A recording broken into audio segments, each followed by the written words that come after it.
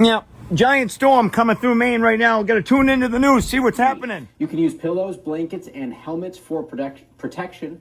The most important thing, of course, to protect is your head, but try to protect other parts of your body, too. We can break this down a little bit.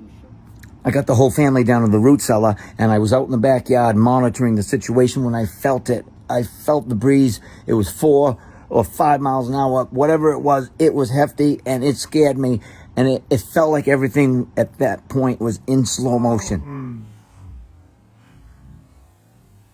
Do it now.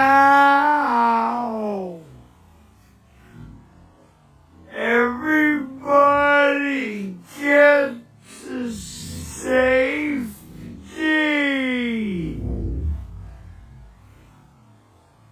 We're not gonna make it.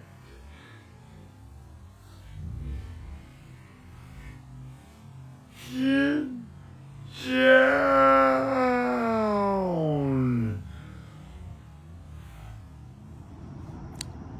Probably gonna be fine. Yeah. Love you all.